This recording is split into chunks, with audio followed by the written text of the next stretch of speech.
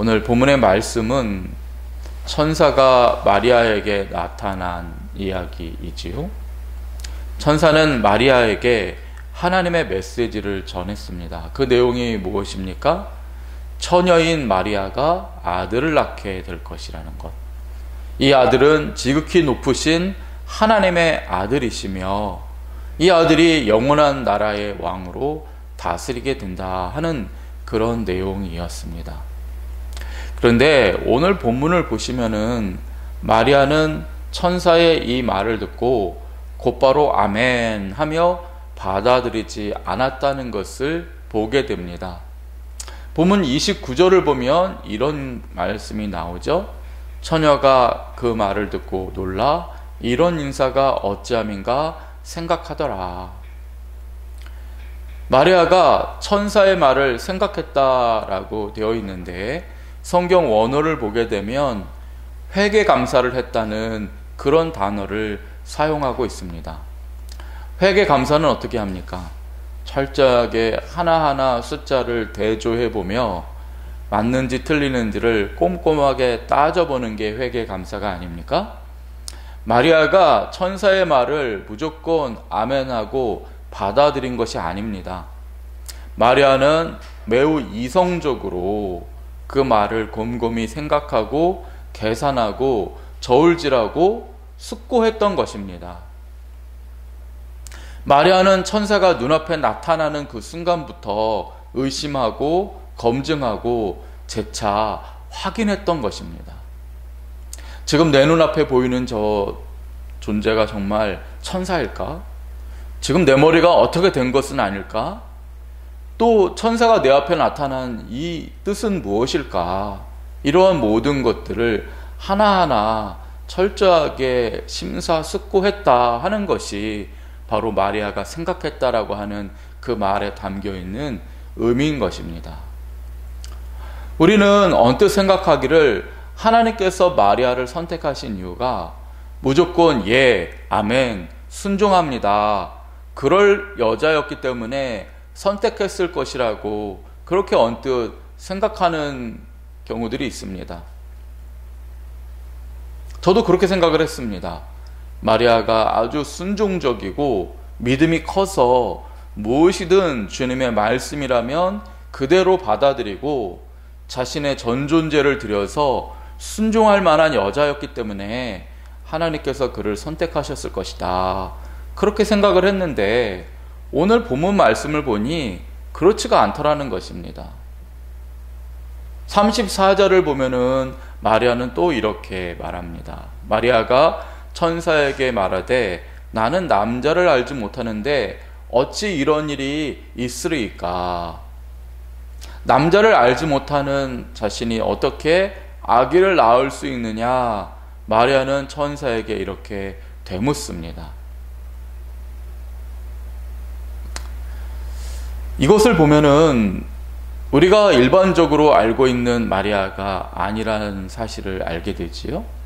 사람들은 마리아가 어리고 또 못 배운 여자라는 그런 사실을 생각하면서 그렇기 때문에 어려서 이성 판단이 서투르고 또 못 배워서 지식이 없는 그런 사람이라면 무조건 하나님의 말씀을 잘 받아들이고 또 그렇게 믿었을 것이다 생각합니다.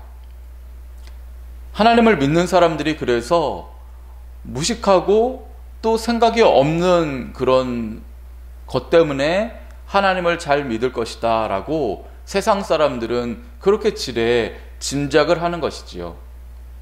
하지만 그렇지 않습니다. 오늘 본문을 자세히 보면 마리아의 믿음은 단지 감성만 충만한 그런 믿음이 아니었다는 것을 알 수가 있습니다. 마리아의 믿음은 지성이 뒷받침된 믿음이었습니다. 그리고 그리스도인들의 믿음은 감성만으로 되는 믿음이 아니라 마리아처럼 철저하게 이성의 잣대를 가지고 검증하고 회의하고 의심하고 논증하고 그럼으로써 지적으로 결단하고 받아들이는 것, 그것이 믿음인 것이지요. 현대인들은 무조건 옛날 사람들을 깔보는 경향이 있다. 어제도 말씀을 드렸습니다. 옛날 사람들은 오늘 우리보다 지능이 낮았다고 지레 짐작합니다. 그래서 옛날 사람들은 미신에 사로잡혀 있고 아무 말이나 덥석 믿었다, 그렇게 단정을 합니다. 하지만 절대로 그렇지 않습니다. 옛날 사람들도 아무 의심 없이 믿었던 것이 아닙니다. 오히려 그들은 더 철저하게 지성적으로 논증할 줄 알았습니다. 오히려 제가 볼 때는 오늘날의 사람들이 더 감정에 치우쳐 있고요, 생각할 줄 모릅니다. 논리라는 것을 따져서 진리를 판단할 능력이 오늘날의 사람들은 옛 사람들보다 부족하다. 저는 오히려 그렇게 생각됩니다.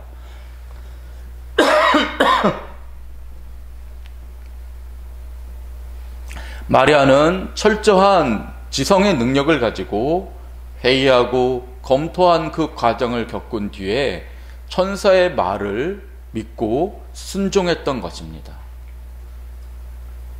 마리아는 믿음으로 가는 길 앞에 놓여 있는 그 수많은 장애들, 의심이라는 장애, 회의라는 장애, 어떻게 이런 일이라고 할 수 있는 그런 모든 장애를 하나하나 뚫어버리고 믿음으로 가는 그런 과정을 겪었다 할 수가 있지요.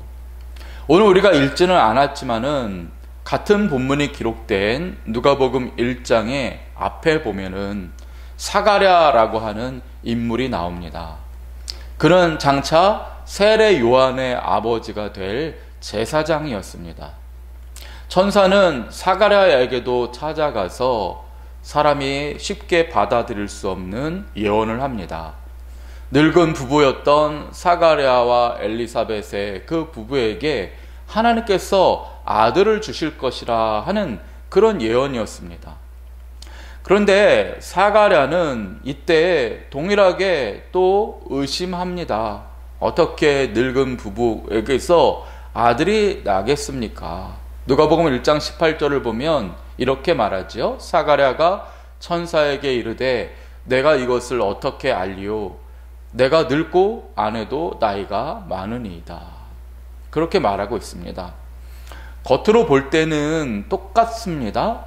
마리아나 사가랴나 똑같이 하나님께서 주신 말씀을 의심하고 회의합니다. 둘 다 믿기 힘든 이야기를 들었을 때 그들은 쉽게 받아들이지 않습니다. 그런데요, 겉으로는 똑같아 보였지만은 결과적으로 볼 때는 둘은 완전히 다른 배경의 의심을 하고 있습니다. 사가랴는 믿음이 없다라고 하는 평가를 받고 세례 요한이 태어날 때까지 말을 하지 못하는 벌을 받습니다. 반면 마리아는 천사의 칭찬을 받고 그 이후로 많은 사람들에게서 믿음의 모델로서 알려지게 되지요.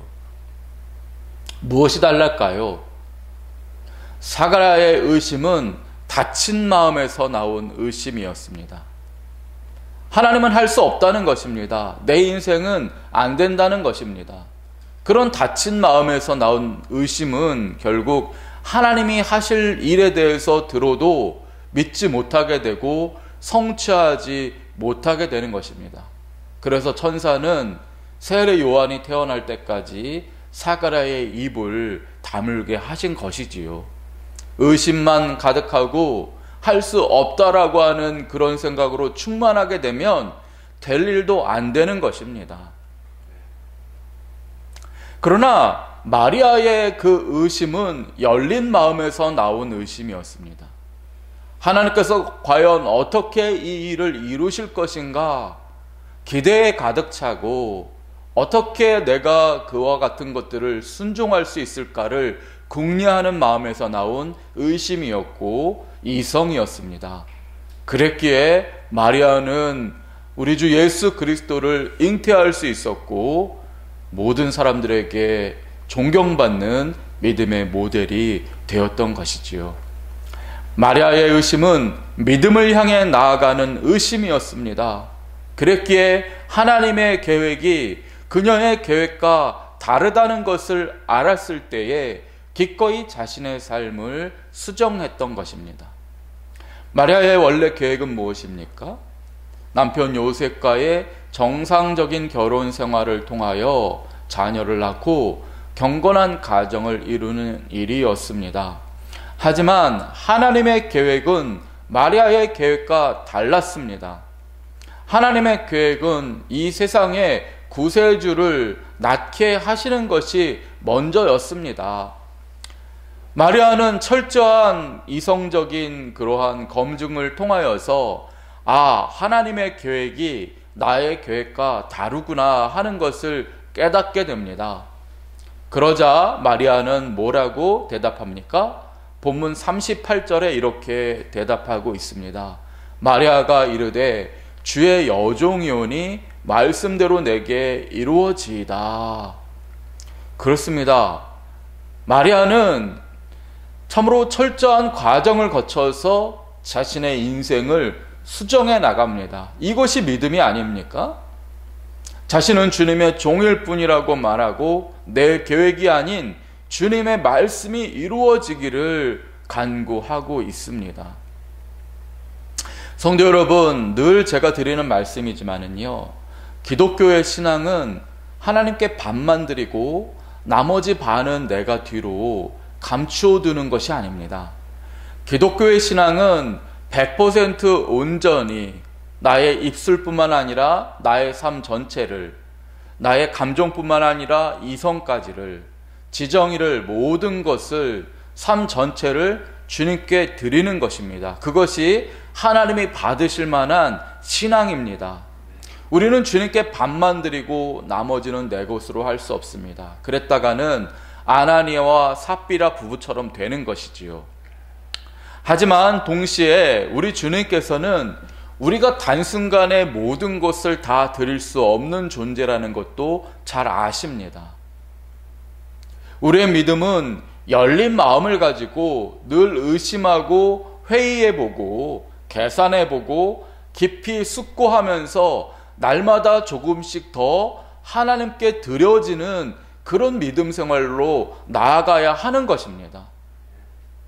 어제보다 오늘 더 하나님께 마음을 드리고 인생을 드릴 수 있다면 소망이 있습니다. 그리고 그러한 과정 가운데는 철저한 이성적인 그러한 계산과 회의와 심사숙고가 있어야 하는 것입니다. 마리아는 그랬던 것이지요. 10m 높이에서 다이빙을 하려면 어떻게 해야 되지요? 처음부터 그 높은 곳에서 뛰어내리지 않습니다. 처음에는 물속에 잠기는 법부터 배우는 법이지요. 마찬가지로 우리는 궁극적으로는 하나님께서 부르시는 그날 우리의 전 존재를 다 드릴 수 있는 데까지 믿음이 성장해야 할 줄을 믿습니다. 그러기 위해서 오늘 한 걸음 더 믿음의 길을 걸어가야 합니다. 회의와 의심을 통하여 하나님께서 과연 그러시구나 하는 깨달음이 있고, 그래서 내 계획을 조금씩 수정해가며 마리아처럼 온전한 순종의 길로 나아가야 하는 것이지요. 철로 역정을 지은 존 버녀는 이러한 과정을 1년 반 정도 겪었다라고 자신의 일기에서 쓰고 있습니다. 주님께 자신을 온전히 드리기까지 그는 1년 반 동안 영적인 고뇌와 씨름이 필요했던 것입니다. 여러분, 우리에게도 이러한 시간이 필요합니다. 중요한 것은 사가랴처럼 되지 않는 것입니다. 마음의 문을 닫아 걸고 인생의 제한선을 그어버리고 여기 이상을 넘어갈 수 없다라고 닫아버리게 되면 우리는 아나니아와 삽비라처럼 반은 하나님께 드렸지만 영원히 반은 제 곳으로 남겨둠으로 인해서 하나님이 토하여 내실 수밖에 없는 신앙을 살 수밖에 없습니다. 열린 믿음이 되어야 합니다. 우리의 믿음이 이 성탄절을 맞이하는 과정에 있는데 우리의 믿음이 마리아처럼 열린 마음에서 날마다 자라나게 되기를 주님의 이름으로 축원드립니다. 아멘. 기도하겠습니다. 주님, 어제보다 오늘이, 오늘보다 내일이 주님께 더욱 드릴 수 있는 그런 귀한 인생 살아가게 하여 주옵소서. 하나님, 우리의 신앙이 그저 감정에 치우친 신앙 되지 않게 하시고 하나님의 말씀을 철저히 꼼꼼히 따져보는 과정 가운데에서 우리의 두터운 의심의 장벽들이 하나둘씩 무너져 내리며 하나님 앞에 순종할 수 있는 그러한 탄탄한 믿음이 되게 하여 주옵소서.